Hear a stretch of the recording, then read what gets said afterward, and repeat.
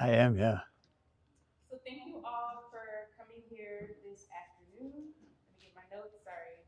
So this is the newly created Carter G. Woodson lecture series hosted by the Department of Africana Studies. So this is the first time ever. And so Dr. Seth Mallios is our very first presenter, and this will be throughout Black History Month. So we have 3 more lectures coming up this month. So however you heard about today's lecture, hopefully you'll see the other ones and you'll come out and support those as well. So I'm going to introduce today's presenter, Dr. Seth Mallios, and the title of his presentation is called The Lives and Continuing Legacies of San Diego's First African-American Homesteader, Nathan Harrison. Dr. Seth Mallios is the Kit and Karen Sickles Endowed Chair in University Heritage and Community Engagement at San Diego State University. He is also Professor of Anthropology, University History Curator, Director of the South Coastal Information Center, and Director of the Center for University Heritage and Community Engagement at San Diego State. Dr. Mallios received his BA from the University of California, Berkeley, and his PhD from the University of Virginia. As an archaeologist, anthropologist, and historian, Professor Mallios engages in scientific and humanistic community-based research that offers insight into past and present issues of identity, memory, and myth-making. He directs multiple local field projects, including the Nathan Harrison Historical Archaeology Project,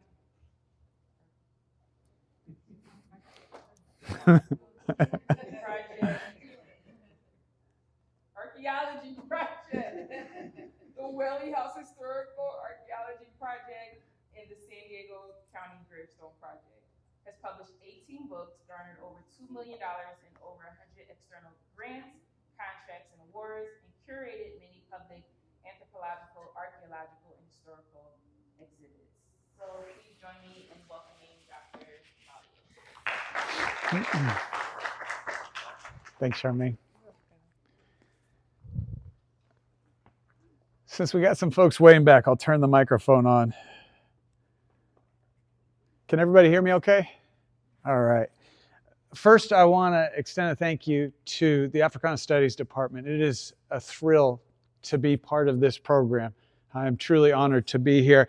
Secondly, this is a little strange for me because the first time I ever talked about Nathan Harrison was exactly 24 years ago at my job interview here.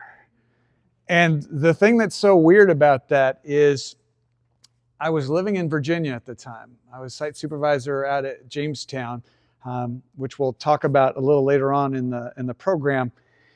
And so I really wanted a job in San Diego. I thought that would be outstanding. And so I did some Googling to try and figure out some cool historical figures to investigate, to possibly do an archaeology project on.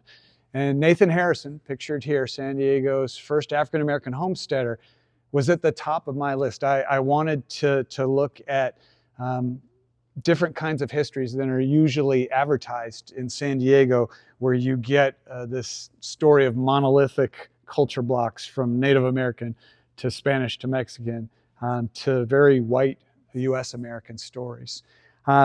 So I did some Googling and I went to the webpage for the San Diego Historical Society, and there I found information about Nathan Harrison. And on the basis of that information, I read a couple of articles and I made my pitch to the faculty at the anthropology department. So the good news is it went well and I got the job. The bad news is when I reflect on this, I would say that probably 90% of what I told the faculty that day about Nathan Harrison, I now know was factually incorrect. Which is very humbling, but it is part of this story. Yes, I'm an archaeologist. Yes, I'm a historian.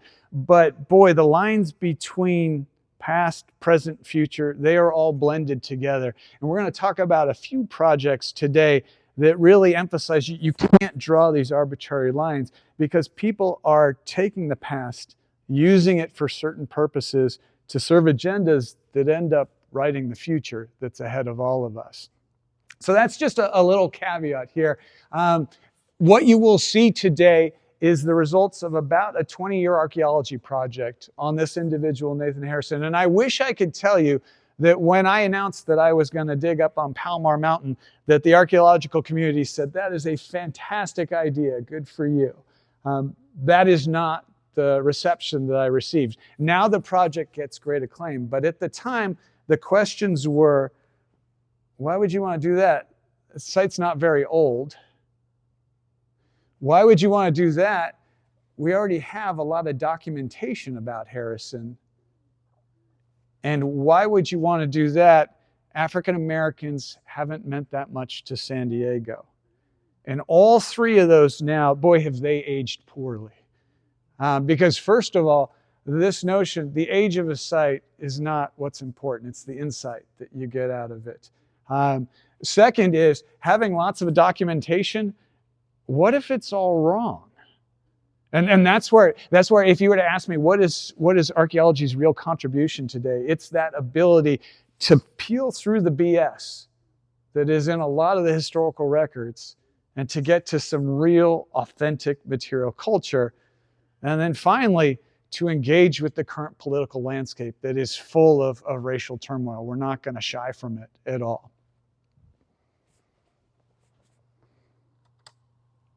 So I'm going to have a few themes that I weave in and out of this talk. The first is this notion of the Harrison story. We're going to talk a lot about overcoming hardship. His story is truly remarkable. When you look at average demographics for someone who was born into slavery in the antebellum South, the usual lifespan was around 33, 34 years. And here's an individual who, according to some accounts, lived to be 107. I believe he died around 87, but 107 sounds much better. But somehow he was able to overcome the hardship of being born into slavery, overcome the racial turmoil of the gold rush, the Old West, lawless Wild West, and even San Diego, which even though we like to think of it as this laid-back community, was rife with sundown towns, with towns where it was not safe for any ethnic minorities to spend the night. And Harrison, who lived up on Palomar Mountain, had one of those sundown towns right at the bottom of the mountain, right there in Escondido, during his lifetime. Secondly, we're going to look at this legacy of myth-making, and I don't at any point want to portray Harrison as passive or as a victim of the myth-making, because he was a fantastic storyteller, and he loved to twist tales, tell yarns, and have fun with his audience as well. And that's part of the frustration with this story, is sometimes people were lying about Harrison, and then sometimes he was having fun with his audience as well. And so that's part of the story, is pulling out the different themes within myth-making. One thing that we figured out through the archaeology is this hidden life that Harrison had. And that's one of the most exciting parts for me as an archaeologist, what we were able to find in the ground and how that showed a completely separate life that he had as well. And then we'll talk about two additional projects that tie into continuing legacies and some new projects as well. So who was this individual, Nathan Harrison? Why do we have so many photographs of him? And why is he so important? First is this notion, born into slavery in 1833, born in Kentucky into slavery, brought to California by the individual that was enslaving him, an individual by the name of Mr. Harrison, brought here in the 1840s to Northern California during the gold rush. And so he was a miner during this time. It is very important to point out that individuals who were enslaved and brought to California during the gold rush stayed enslaved even after California was admitted. We like to think of California as a free state. I grew up, I went to elementary school in California, and I remember California history being taught in a way where it was almost like the Summer of Love 1968 was transported a century earlier, and that California was this land of racial harmony in the 1800s. Absolutely not. Absolutely not. In terms of fugitive slave laws, California had the worst record in the Union. In terms of compromises for California being allegedly admitted as a free state, there were all sorts of awful compromises the state made. And of the 2,000 enslaved Africans that were in California, most of them stayed enslaved, even after the state was admitted into the Union. So Mr. Harrison passes away, but Nathan Harrison migrates down to Southern California, describes his time in Los Angeles as absolutely heinous, describes Los Angeles as hell, as lawless, and as some of the worst ethnic tension in the area, flees that area and comes down to San Diego. And then it's intriguing because he has this sort of renaissance in San Diego where he homesteads land and lives up on Palomar Mountain. Palomar Mountain is about an hour and a half from here to the north and to the east. Palomar Mountain's the highest mountain, the highest land in all of San Diego County. And it's very important to note that the territory that he had on Palomar allowed him to look down on all those around him. This was the most fortified, the safest place that anybody could be in the region. And during this time, he establishes all sorts of ties with the Native American community, with Jewish settler Lewis Rose, with all sorts of individuals, and becomes this local legend. It's fascinating that he ends up becoming San Diego's first touristic hotspot. We all think of San Diego for tourism right now, whether it's SeaWorld or the beaches. Nathan Harrison was the first spot that people went to go visit. And part of this was, here he was, a vestige from the Old South. You know, this was this moment where people would go up Palomar Mountain Road. The road was named after Harrison. It was his road, and they would visit him. And that question of why do we have so many photographs of him? Well, people brought cameras to take pictures of him. And the thing that's so fascinating about this is, we'll talk a little more about this, is the performance of photography. When you're up on Palomar Mountain, you can hear people coming for hours. If you don't want to engage with them, you can easily choose to avoid them. But for whatever reason, he chose to engage with all those visitors. So when we think about these accomplishments of this very stunning biography, I can't think of anybody in American history, of any ethnicity, who embodies that notion of life, liberty, and the pursuit of happiness than Harrison, in terms of long life, in terms of gaining his liberty, and in terms of having all those relationships with the community. You know, Thomas Jefferson ripped that line off of John Locke, and his line was life, liberty, and property. Harrison was a property owner, the first black property owner in San Diego County. And so that checks that box as well. Or you can go with Harriet Tubman's definition of happiness, and it's just liberty. It's just freedom. And so his story is one of freedom. One of the remarkable things about Nathan Harrison is how many tall tales there are about him. I know this is no longer an analogy that works for a lot of people, but I like to think of him as the Forrest Gump of San Diego. Forrest Gump, for those of you who are far younger than me, which is probably everybody here, somebody who showed up in just about every moment, every famous moment in American history.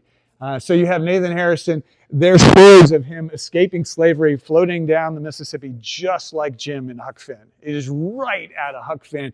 There are stories of him fighting with Fremont's battalion in the Spanish-American War. So allegedly, Harrison helped liberate the state of California from the Spanish.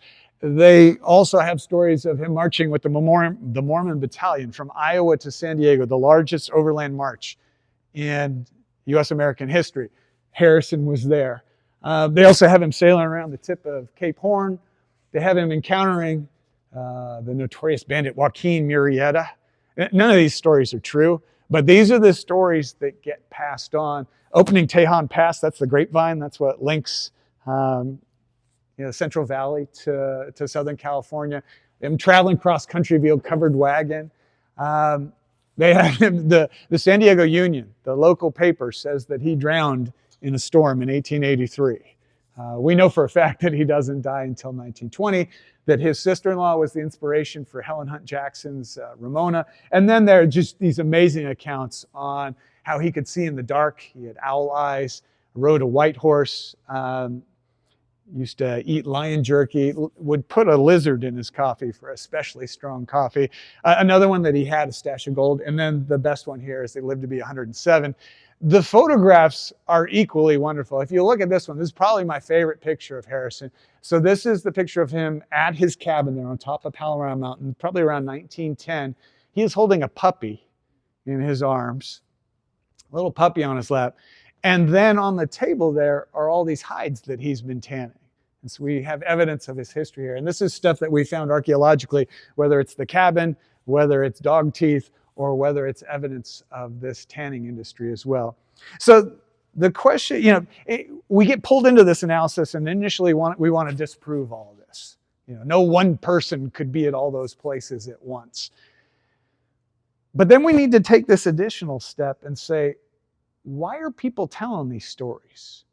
What is it? You can think anthropologically that certain recipes, they give us nutrients, but they taste good. What is it in these stories that made people want to keep telling them over and over? There's certain elements, whether they have racist overtones or empowering overtones. There's something that just resonates with us in a certain way.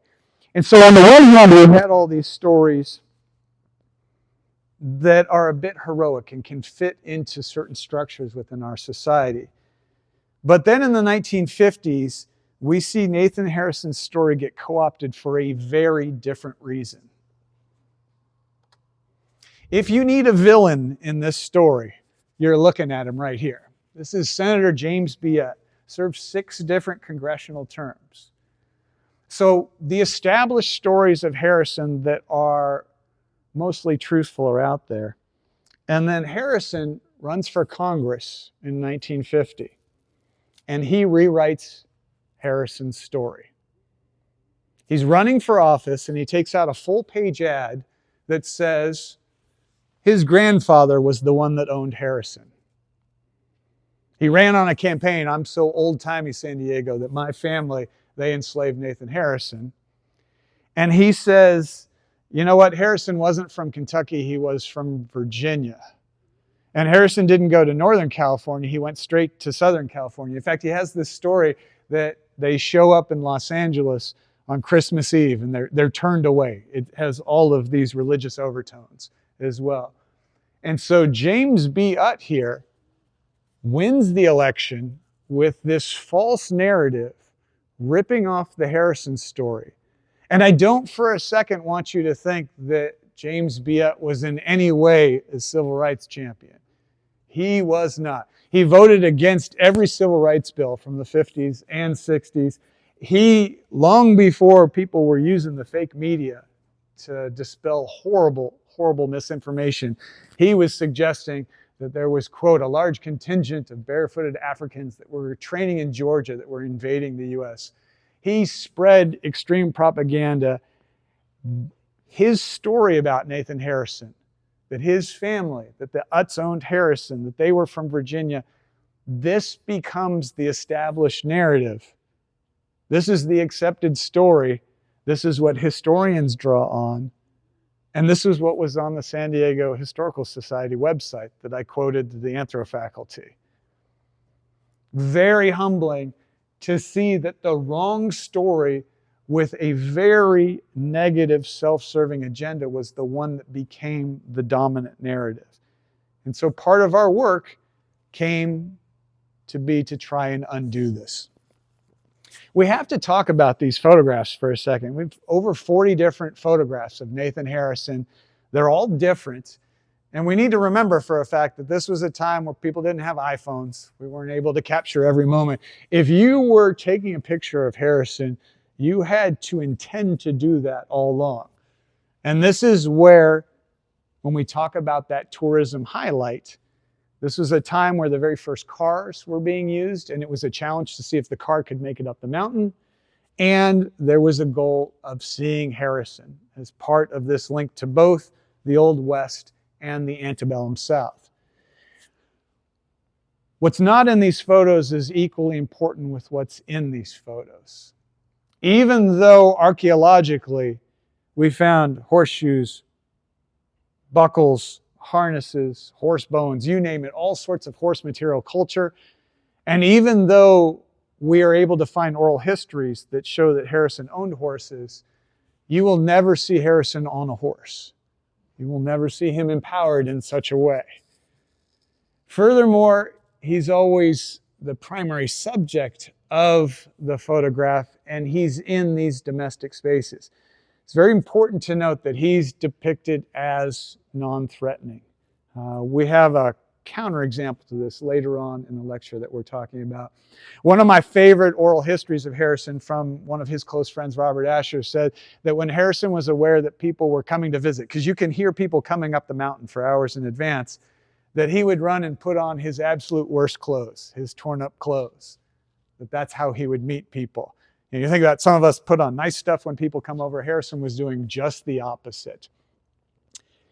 And I'd like to emphasize that when you look at all the photographs from this time period of individuals living on the mountain, living in these rural areas, especially the men, they were always photographed with their rifle. They were always photographed with their weapon, and yet that is not the theme that we have with Harrison. He's always photographed on the mountain, never on a horse, and never armed.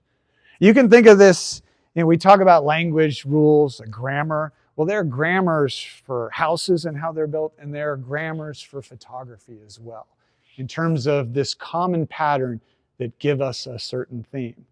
These photographs are very telling about how Harrison was engaging with people. It's worth emphasizing that we found part of a camera lens at the site. Archaeologically, it was one of the most exciting finds, but also knowing that Harrison chose to engage with this performance. So let's talk a little bit about the project. Whenever you join an archaeology project at its end, it makes it seem predestined that you were going to find anything. I'd like to emphasize that when we started the first field school in 2004, my big worry was that we weren't going to find anything. That's what the site looked like when we first started. It was just overgrown with weeds and rattlesnakes. And it was a very difficult site. But lo and behold, when we started scraping away the different layers of dirt, we ended up finding the cabin. And we found some remarkable things right away. First was, this definitively was tied to Nathan Harrison because the time frame was exactly when he was the owner of this land. No occupation before it and no occupation after it. Secondly was the cabin itself. This photo here in the lower right corner, there's a little chimney on the lower right corner of that square, but the plan of the cabin itself was a perfect 11-foot square. Perfect meaning that its diagonals were each 15.5 feet by 15.5 feet. This is not a rhombus. This is a square. And this is where it was very helpful that I had worked a bunch in Virginia, Tennessee, North Carolina, and looked at other enslaved quarters from those areas, because part of the way that African Americans were building during this time was in square floor plans. Rectangle bays, that's a very Anglo-American tradition, but this is something that actually has roots all the way to West Africa in Yoruba tradition. Secondly, all the artifacts were out in the patio. Very few artifacts in the house itself, more were in the patio area. And this is where different archaeologists on the East Coast have done a lot of work to show that the patio itself was something that was brought over from Africa. That there were no patios in the US until enslaved Africans were brought over. So we had these neat parallels, and to see something, to see a form of a structure that really seemed removed from space and time there at the Harrison site was very exciting.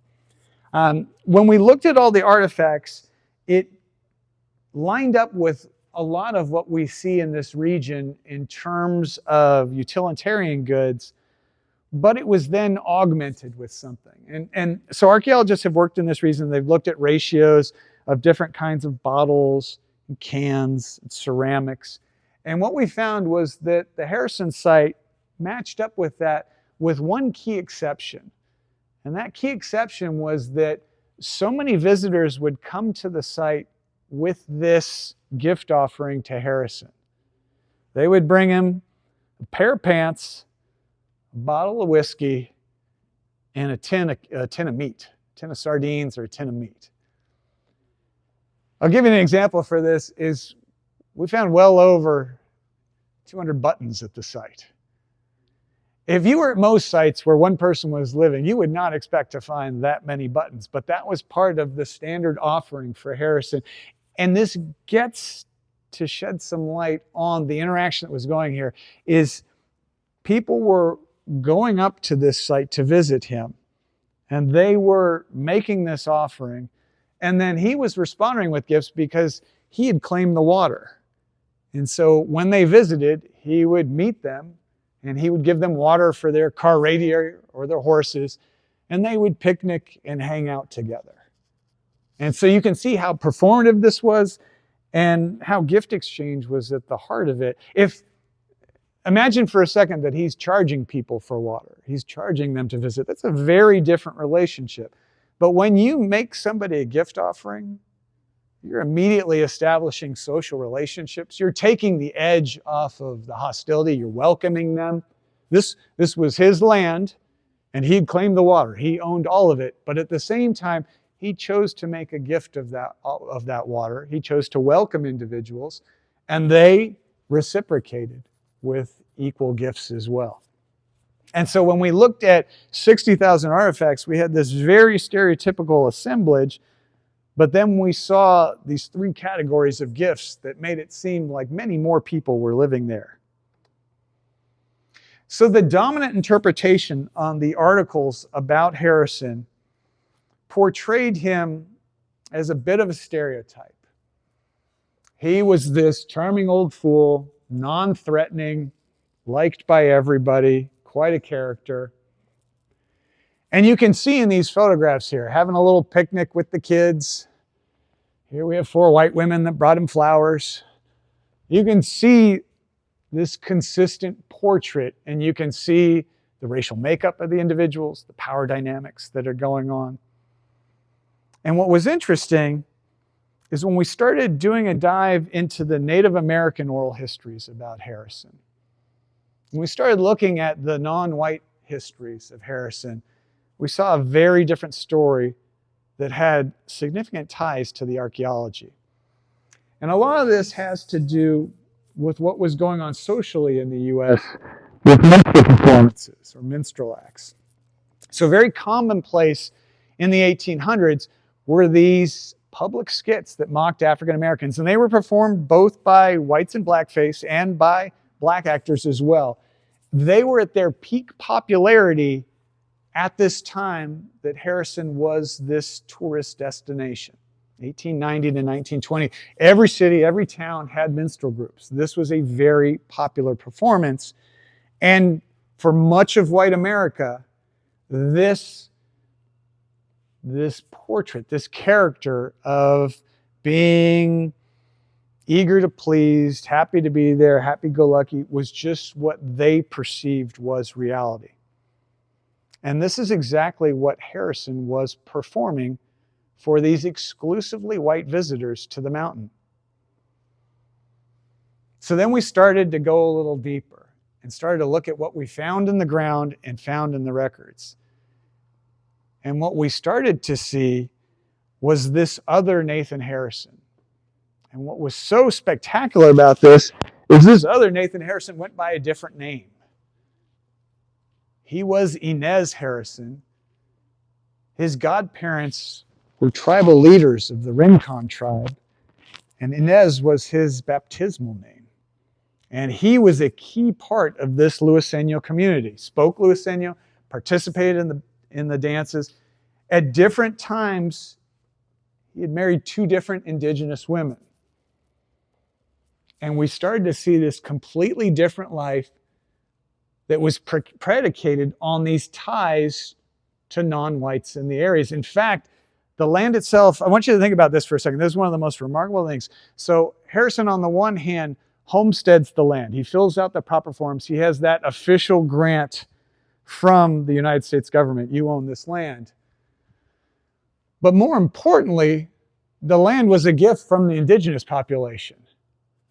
The land was a gift from the Luiseno people, and in exchange for the land, he gave them unrestricted access. And where he ends up building his cabin is right next to a Native American trail up to one of the key milling stations that were up there. And while there were very few artifacts in the cabin, those that were there seemed to be highly symbolic. There was a green stone pendant of Native American origin, a projectile point, an arrowhead, Native American origin. There was an iron cross, again, symbolizing his religious affiliation with Catholicism. And then off to the side of the site, there was a broken matate, one of those for the grinding stones, what you grind into. And for Native American culture, when someone significant passes, you crack one of the matates at their site. So these are Harrison's godparents. And we see in the oral histories, the histories that were told to Native Americans in the region, that there was a very different Harrison that the white visitors to the site had no knowledge of. And this is where it got interesting, because when you're digging at the site, one of the most common things you find at the site, you're finding buttons and whiskey bottles and sardine cans, but you're also finding hundreds of fired rifle cartridges. And they all match. They're all 22s, rim-fired 22s. And what's worth emphasizing is that it was illegal for Harrison to own firearms during this time. Any person known to associate with Indians, you were unable to sell to them, and they were unable to buy. And this is where I love archaeology. So my brother's an English professor at the University of Maryland. He loves the written word. When he goes to throw something away, he lays it gently down in the trash because he may need to resuscitate that great prose. I am so skeptical of the written word.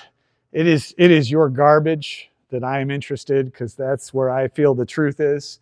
And when I throw something away, I tear it into many pieces because I'm worried about future archaeologists going through my stuff.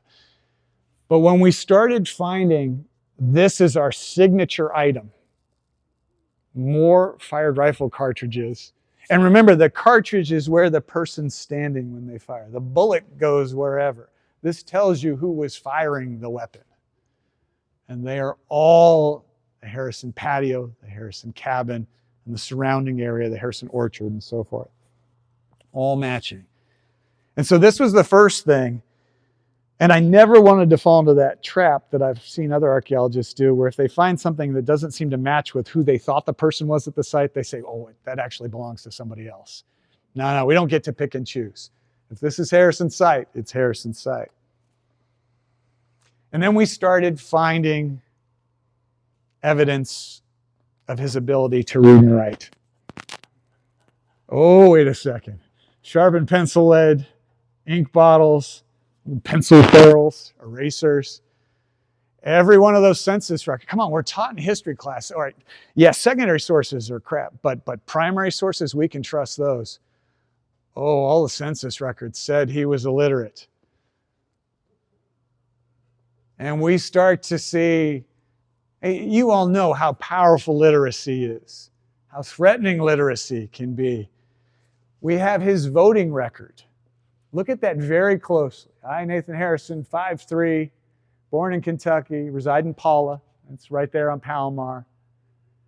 Nathan Harrison, you can see the signature is the same person that wrote this all out. But look closely and you see an X there and it says his mark. Feigning illiteracy. When was he feigning literacy? When was he faking like you can write? When he was voting? When he was filing the petition to own land, and when he was claiming water. And remember, this is a time when Mark Twain said, whiskey's for drinking, water's for fighting over. This was a big deal to claim water in San Diego. He owns this water. And so these are the moments where he is downplaying his intelligence, downplaying his writing abilities, when he's getting ready to cast his vote, own land, and own water. So we have Harrison creating this Nate persona, playing the fool. And everybody's lapping it up. All the visitors to the site, they are buying into it. And what's so fascinating is the stories that he tells to his visitors. They're stories that focus on the wonderful nature of the area. He does not talk about his time when he was enslaved. He makes jokes about ethnicity. He says that he's the first white man on the mountain. That's how he introduces himself to people, making the play on the word that he's clearly non-indigenous, but seeing their reaction, making an ethnic joke to people to put everybody at ease. He has wonderful storytelling abilities. He's the one that'll tell you about the mountain lion that he shot was 14 feet 9 inches from the tip of its nose to its tail, that the grizzly bears on the mountain, there were grizzlies on Palomar at the time, that they were chomping their teeth so time that they were called popping their teeth, which interestingly, popping teeth is a phrase from Kentucky where he was from. So he's a storyteller. He's definitely a trickster, and he's finding ways to outsmart these opponents who are not only in power, but during the time are actively antagonizing ethnic minorities. Think about this for a second, where Harrison chooses to live, chooses how to engage, but also makes sure to keep those communal relations. This is his mask, and it's a very effective mask because it leads to him living such a long and successful life on the mountain. So let's talk more about this firearm, because I was always bothered by the fact that we never found the firearm. We found all the cartridges, and we found some of the bullets too. So there was this story on the mountain about what happened to the original Harrison rifle. There's a great Palomar historian by the name of Peter Bruggeman, a dear friend, wonderful scholar. And he recalled a meeting he had had with the Douglas family, who used to live up on Palomar Mountain. When Leo Douglas was very young, when he was about 12, Harrison was in his 80s, and they were friends. They had a friendship that was kindled. And the story in the Douglas family was that Harrison gave his rifle to Leo Douglas, and that Leo Douglas gave it to his son Herb Douglas. So we had no knowledge of where the Douglas family was. So my students helped me out with Facebook and all the social media stuff. So we tried to find the Douglases. We struck out on that point. So then I decided to write a physical letter to every Douglas in Orange, California. And I sounded like a complete stalker. It was, "Hi, I'm Seth Mallios. I'm not trying to sell you anything. Is there any chance that Nathan Harrison's rifle is in your closet? Because I'm really excited about doing this." And I put all my contact info, and on Thanksgiving of, I think it was 2022, I got a phone call, and the person said, "You wrote my grandparents a very strange message. And yes, we do have a rifle in our closet." So we went running up there. It was a shotgun. It wasn't a rifle. And what's fascinating about this shotgun, if you look very closely in the microscope there, you can see it was made by the National Arms Company. And this is one of those wonderful things where National Arms Company was bought out by Colt in 1870. So it has that perfect narrow time frame. This shotgun was only made for 6 years. And it was during Nathan Harrison's heyday in San Diego County. And we do have some shotgun shells at the site that this weapon was used, but those are not the rim-fired .22s that we find all over the place. And then we're digging in 2021, and we find this powder flask and the metal charger. And so now I'm realizing, holy cow, he had 2 weapons. And the rimfire, for those of you who know all about weapons, the rimfire, this is a varmint killer. This is for taking care of this shotgun. It'll blow your doors off. And so we have 2 of these hidden weapons, never shown up in the photographs. And that's where you start to get, when you're doing archaeology, you're digging and digging, and I'll be honest with you, you're not finding anything. It's going really slow, and then you find some broken glass, and you're like, wow, it's broken glass. But then you start finding the good stuff, and then it starts coming together, and then you realize that every assumption you had going in was totally wrong. And that's where it's very humbling and very exciting. And then there is this case study that brings it all home. This is John Ballard. Eerily similar story to Nathan Harrison. Born in Kentucky in the 1830s. Born into slavery. Brought west during the gold rush. Migrated down to Southern California. Many people who were enduring the horrors of the gold rush thought that Southern California would be far better than Northern California. It was not, but that was part of the myth that was going on. So he comes down, he homesteads land in Malibu. Same time period, same early African-American homesteader. But John Ballard here, he doesn't engage in a minstrel act. He doesn't play the fool. He doesn't fake illiteracy. He's not liked by all, and they burn him off his property. Burned him off his property.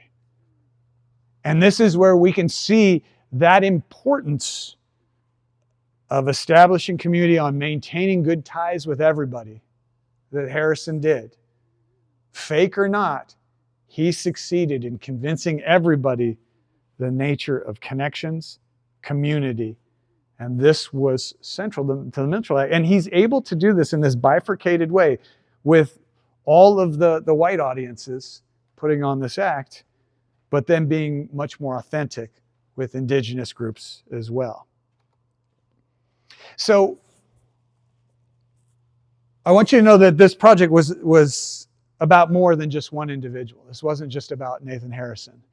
This was about what was going on in the Old West, and it's about debunking some of these big myths. First of all, California was not a free state during the 1800s. Second, Southern California was pro-Confederacy during the Civil War. There are many times where Los Angeles and San Diego tried to secede. People were parading through the states of Los Angeles in the 1860s with the leaders of the Confederacy. And third is, I don't want anyone to believe that the late 19th century was a time of racial equality for California. It was absolutely not. And so this is where we make all these connections with Harrison and all these different labels that we've seen attributed to Harrison. Pioneer, mountain man, hermit, tour guide, myth maker. They're all partially true, but we need to look at this bigger picture. At this point, I'm going to transition to another case study because I think it helps contextualize that continuity between then and now. The most famous date in San Diego State history, June 6, 1963, when President Kennedy speaks at the San Diego State commencement. Oh, I forgot. So we wrote a book, lots of articles. We made Archaeology Magazine, and we had a 4-year run at Balboa Park. It was really cool. I forgot a lot of things. Just hold on here. We had a scholar in residence, an artist in residence by the name of Zeal Harris in 2021. It was during the pandemic. San Diego State's first artist in residence. And she did a mural that's in PSFA. It's called Acorn Grits, and it's all about the relationship between Harrison and the indigenous community. And up there, top left, you can see Zeal put herself in the mural, smoking next to Nathan Harrison. We found quite a lot of pipes at the site, a lot of tobacco cans as well. Zeal is absolutely fantastic. And then she brought in other famous African-American pioneers in the region and the natural landscape. One of the things that was so exciting for me about this project was to see it take off after our archaeological work was done. And without a doubt, the moment that excited me the most was when a senior at local Hoover High School named Shakur Jackson wrote a play called The Legend of Nathan Harrison. He saw our exhibit at the History Center. He read the book. And what was so great about this book is it was all him. I did not mentor him on this. And what was so profound about it was the theme of his play was, he played Nathan Harrison, and he was asking, who has the right to tell my story? It was so powerful. And there was a moment when I was sitting in the audience and I remember thinking to myself, yeah, as an archaeologist, do I have a right to tell someone else's story? I love that moment where you've made these assumptions and then your heart is in your throat because you realize there's far more to this study. And he, as an 18-year-old African-American male, was talking about his frustration with other people telling his story. And so there Nathan Harrison was on his deathbed in this one-act play talking about his life and who gets to tell his story. Absolutely, it's fantastic. Shakur should be transferring here next year. All right, now I wanted to talk about Martin Luther King, and I see we're getting a little short on time, so I want to talk about the fact that when Dr. King came to San Diego State in 1964, it was one of the most important days in institutional history, and yet when I came here, there was no mention of it. There were no markers of it. And when I talked to people, a lot of people were certain that he had never come here. There was one article in the school paper that said he was coming to the open air theater, but no other evidence besides a receipt for a podium rental. So Kennedy comes within a year of Martin Luther King, and they are of equal status during this time. Martin Luther King Jr. was the youngest man to win the Nobel Peace Prize, had just done the March on Washington, given the most famous speech of the 20th century, Times Man of the Year. This was 6 weeks before the Civil Rights Act was signed. And yet we have an entire library full of JFK stuff. We have video, we have audio, we have plaques. We had nothing on when Dr. King came to San Diego State. The reason for Dr. King's visit was he was fighting against Prop 14, which was on the California ballot that would undo the Rumford Act, which prohibited racial discrimination. San Diego was highly segregated at the time. Many individuals noted that it was the Mississippi of the West because of the segregation in the area. Carol Wayman, one of the founders of the Africana Studies Department at San Diego State, coined that term. Furthermore, San Diego realtors were the one that were pushing this legislation. They met at the El Cortez Hotel in downtown. This was an act that was supported by the American Nazi Party. When Martin Luther King Jr. shows up to San Diego State, it was at a time where the FBI director was calling him the most notorious liar in the country. He faced picketers at San Diego State when he showed up here. And when he returns to Florida, he ends up being arrested in one of the most awful acts during the Civil Rights Movement when a white hotel manager poured acid into a swimming pool that black children were swimming in. So he comes here, and I know I'm going quick through this. Oh, okay. Thank you. Whenever I'm lecturing in my lecture notes, it says, slow the hell down. And clearly I was getting triggered by people coming in. So I'm going to slow down just a touch. So he gives two speeches. One is here at San Diego State, and then one is across town at Cal Western, which is today's Point Loma Nazarene University. When he comes here, he speaks to 4,000 individuals at the open air theater, what was known as the Aztec Bowl at the time. The audience was nearly all white. There were only 12 black students at San Diego State in 1964.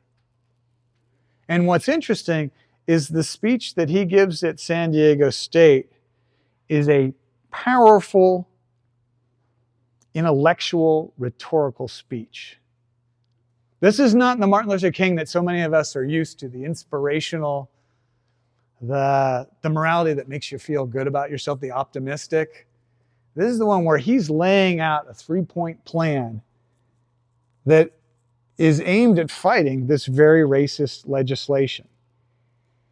And he gives one of the most famous phrases that is now etched on our campus: we must learn to live together as brothers or we will perish together as fools. And he talks about that we're all in this together. He also analytically attacks the argument of there being superior, inferior races. One of the most important lines of the Civil Rights Movement, he says, you can't use the results of segregation as an argument for its continuation. And then a line that you end up seeing in many of his other speeches, he talks about eliminating the last remnants, the vestiges of segregation. He says you can't legislate integration, but you can legislate desegregation. Morality can't be legislated, but laws can regulate behavior. Laws can't make you love me, but they can keep you from lynching me. The law can change our habits, and then our hearts will change. This picture that you see here, I had to drive all the way out to Imperial, to the San Diego Union Tribune archives, because they had lost any clues of his presence here. What are the results of this? Well, Prop 14 ends up passing. The racist legislation ends up passing by a 66% margin. So Dr. King failed in his purpose in coming out here, but truly California failed. Fortunately, the state Supreme Court overturns this in 1966. This is yet another ignored chapter in California history when we talk about this land of equality and land of freedom. I'm very proud to say that for the 50th anniversary of Dr. King's visit here in 2014, we had a grand celebration, despite the fact that there were still key stakeholders saying that he never showed up here. We did a public call for artifacts, and Channel 8 found in their archives, they found video of Dr. King at San Diego State. And the gentleman standing next to me, Mr. Horton here, he was in 5th grade when Dr. King came to State. And this is the largest plaque on campus and is now on the side of the open air theater commemorating when Dr. King came to San Diego State. So you can see this continuation of rewriting history that has to do with events that aren't easily digestible, the hard truths out there. And this leads us to the last slide in a current project that I'm working on with the Equal Justice Initiative out of Montgomery, Alabama. There was an individual by the name of Alton Collier, an African American who lived in Coronado. 24 years old, on April 27, 1946, he hopped on a ferry from Coronado to San Diego to pick up his dry cleaning so he could come home and go dancing with his wife. While he was on the boat, he was confronted by a group of white sailors who started hurling racial epithets at him, attacked him, and he jumped overboard. He drowned. The coroner said it was suicide. The white newspapers said it was suicide. This was a story that was buried in the newspapers, and the only way that we ended up finding about this story was looking through the prominent black newspapers of the time. Now you may say, hey, maybe this was just two sides to a singular story, except for the fact that the military rushed those sailors out of town and court-martialed them in Texas. They clearly knew what was going on. And so what EJI does, it's this incredible group where they are fighting those legacies of slavery that include slavery, segregation, and incarceration. And they are spotlighting all the places where African Americans have been lynched. There were none in San Diego County. Remember, it's the land of, summer of love, all that stuff. And so we ended up doing a ceremony, collecting sand from the beach at Coronado. Those are the footprints where Alton Collier last stood on ground. And we took 2 samples, and one is going to go on permanent display in the San Diego History Center, and the other is now going on permanent display in Montgomery, Alabama with all the other lynching victims. I'd like to point out Kevin Ashley was the local researcher who did much of the deep dive on this story. He was also the individual who found that African Americans, Emma and Gus Thompson, rented their Coronado house to the Dong family in 1939. This was at a time of rampant anti-Asian discrimination. And the Dong family just sold that house and they gave the $5 million to San Diego State. And that's why the Black Resource Center is now the Emma and Gus Thompson Black Resource Center. So Kevin is just incredible. He's pictured here with his wife, and in between them, that's Larry Collier, the grandnephew of Alton Collier. So we're working on a new volume for the Journal of San Diego History on Alton Collier. And I just want to leave you with this thought. So this is my trowel. Archaeologists dig with these little shovels. And the trowels start out really big. And if you're a good archaeologist, you wear your trowel down over time. This hasn't been filed. This is just from use. So I started my career at a place called Flower 200 that no one's heard of. But most people know about the 1619 project. So I also worked at Jamestown, where those first Africans were brought to the United States, to colonial America. But where did they go after Jamestown? They went to Flower 200. This trowel has worked at Jamestown. This trowel has worked at Flower 200. This trowel has worked at the Nathan Harrison site. And this trowel is what we used to dig that sand out for Alton Collier. There is a continuity. That continuity is powerful in terms of historical depth, but it's also a call to action.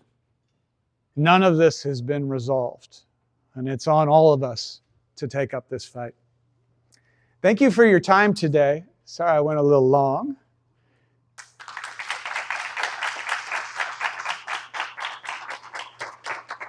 Are there any questions? Did I lose my right to ask for questions by going long? Go ahead. Did Nathan Harrison ever have children? I know it said that he married a few indigenous women, native women. And then, like, how do you make the distinction? Like, how do you know which stories are stories that he told to people or about himself, or in the stories that other people have created about him? Yeah, it's a great question. So first, the dominant story was that he didn't have children, but there was a photograph that was found by past landowners at the site that said, "From your granddaughter, Dory Mary." Dory Mary was the daughter of one of his indigenous wives. And we were able to follow that family. So technically it was his step-granddaughter. So there was that connection. And so I didn't think he had any biological children. But then there's a story about Harrison would work favors for other pioneers in the areas, and then there wasn't a lot of cash in the area, and so he would do favors for them, and then they would pay his property taxes. He was doing favors for this one individual, and that individual ended up passing away, and so a few years went by without Harrison paying property taxes. So the county auctioned off his land, and a local scoundrel by the name of Nathan Hargrave picked up the land for cheap and showed up at his property and said, "This is now mine." Local residents who were very close with Nathan Harrison were outraged at this. And they said, absolutely not. And so they raised the money to buy off Nathan Hargrave and make sure that Harrison kept the land. The reason I bring up this very long-winded story is Harrison told his friend, "I wanted my daughter to have the land. She's a nurse in New York." So Dory Mary and her whole family, they were in Riverside County. This daughter may date to his time in Kentucky. And that's where, when we think about the excitement of this project, there are whole chapters of Harrison's life that are left undone. And that biological relative is incredibly important to this story as well. Now, in terms of assessing which stories we value and which ones we don't, we started looking for those patterns. What we ended up seeing is there's almost a family tree of stories, and you can see when people get off on the wrong branch. If they're believing the James B. Utt stuff, we know exactly the moment in 1954 when they started telling those fallacies. On the remaining stories, we looked at that distinction on who the audience was. And what we found is that the stories that were recorded by the Native Americans, those are the ones that told this consistent story that matches up with what we're finding archaeologically. Those stories that were told by white tourists, boy, they're the bland, he was just happy to help, happy to be there. Not a lot of detail. But the ones told by Native Americans would say, look, he was an expert on all the animals and the plants in the area. He knew how to start a fire even when the ground was wet. White sage will burn even when it's wet.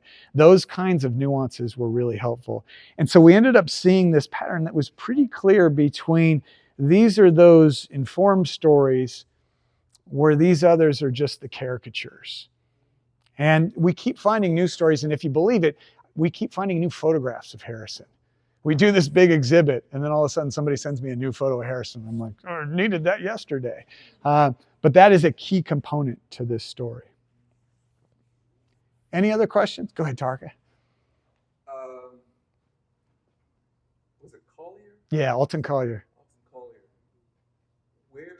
Do you know where it was that he was, I'm assuming, pushed off of the ship? Yeah. Do you know, Yeah. Like where in Montgomery, in the river itself? Oh, no. So this was in San Diego. It was on It was on the way from Coronado to downtown. And so it was right before they landed in San Diego. But you're working with DJ. Yeah. Yeah, and this is the only one in Southern California that they have. And one thing that I didn't explain that's important to know, lynching is not just hanging. We always think of lynching as hanging. Lynching has this complex etymology that is killing somebody out of racial hatred. It doesn't matter how you kill them, it's still lynching. And that's where EJI has been fantastic at educating people on those sorts of nuances.